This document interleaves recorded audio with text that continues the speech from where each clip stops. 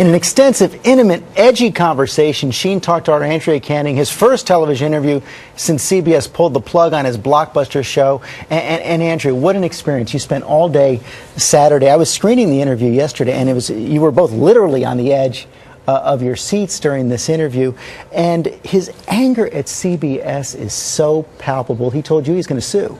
He is, absolutely. And this is a guy who says, I am not going to be kicked around anymore. He had so much to say, from confirming he will go after the network to actually apologizing, sort of, to the show's creator. He says his life is now magic, that he was cured in the blink of an eye after answering to a higher calling. I get in trouble for being honest, and sometimes, I've always been the guy that's been, I'm extremely old-fashioned, I'm a nobleman, I'm chivalrous. I believe that chivalry is not dead, it's just been in a coma for a long time. But for Charlie Sheen, the past few months have been one tabloid headline after another. Drug-fueled nights with porn stars, marital woes, and very public squabbles about his job. We're in forced hiatus. They said, you get ready, we'll get ready, and I got ready, I went back, nobody's there. All these radio rants have people thinking Charlie Sheen has got to be on drugs again. Sure. Yeah. Yeah, I am on a drug. It's called Charlie Sheen. It's not available because if you try it once, you will die. Your face will melt off and your children will weep over your exploded body. Too much. So it's just I woke up and decided, I've been kicked around, I've been criticized, I've been like the aw shucks guy with like this bitch in rock star life, and I'm just finally gonna completely embrace it, wrap both arms around it, and love it violently, and defend it violently through violent hatred. I don't know what to tell you, man. I'm here and I'm ready. They're not. Bring it. Finally, CBS had enough, shutting down 2.5 Men for the rest of the season, putting Sheen and the entire staff out of work. Were you shocked when they shut down 2.5 Men again indefinitely? Yeah, I was actually disappointed because I thought, I think the mistakes I made is that people misinterpret my passion for anger. Stopping this show is costing an estimated $250 million all around. It's going to cost everybody them a lot involved. more. It's going to cost them a lot more because they're on a battlefield and they let their emotions and their ego, basically they strapped on their diapers. And so they're in breach. They're in radical breach. And sorry, guys, you screwed up. Are you going to sue? Well, wouldn't you? I don't have a job. I got a whole family to support and love. And people beyond myself, people a lot more important than me, are relying on that money to fuel the magic. What are you going to sue for? Tons. They're going to actually put it on a scale and be like, little more, little more. Add some gold, bingo.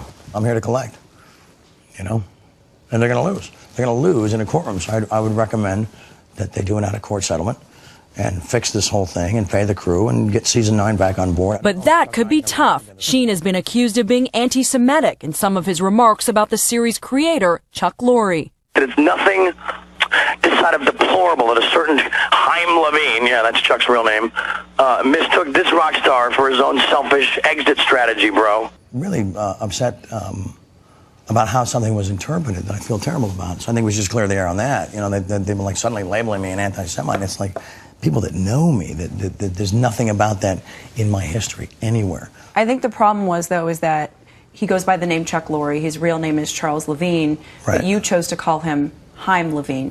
You took the Hebrew version, which I think people were wondering, why would he do that? He says it was a joke after seeing the name in a brief message posted by Lorre himself at the end of 2.5 Men. I would say, I'm sorry if I offended you. I didn't know you were so sensitive. Sorry if I offended you. I just thought, after you wailing on me for 8 years that I could, take a few shots back, I didn't know you were going to take your little ball and go home and punish everybody in the process. But it's Sheen's character that has come into question time and time again. The one thing I'm finding about you is that you seem really nice. You seem like you love your children. Yeah, man, I'm the nicest guy you want to meet. But then you hear about this violent side. Yeah, it's obvious. When you drink, are these women making this up, or is this really happening? Tell us, what really happened in that house in Aspen? What really happened in that hotel room in New York City? I can't do that right here because that means I have to expose people, and regardless of what tomfoolery or skullduggery they rolled in with, I can't do that. I don't roll people. Were you violent? Not a rat. No, I was not.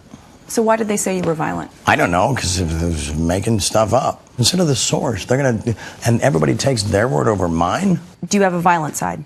at all? Today, when it's needed to protect my family, absolutely. And it's unlike anything you'll ever see. Are there any drugs in this house? To my best knowledge, no. No drugs in the house right now? Not that I know about. If I know about them, I'll find them and throw them away. It's not a big deal. Ooh, drugs in the house. What about the people who supply you with drugs? Are they out of your life? Again, I cannot speak about things that that are sort of, that's really nobody's business. I think you know the answer to that, Are you willing to take a drug test? Sure, you got a cup. I mean, I got nothing to hide. And there are some reports this morning that Charlie Sheen could be suing for more than $300 million. We contacted CBS last night, and they had no comment, nor did the producers of 2.5 Men. Wow.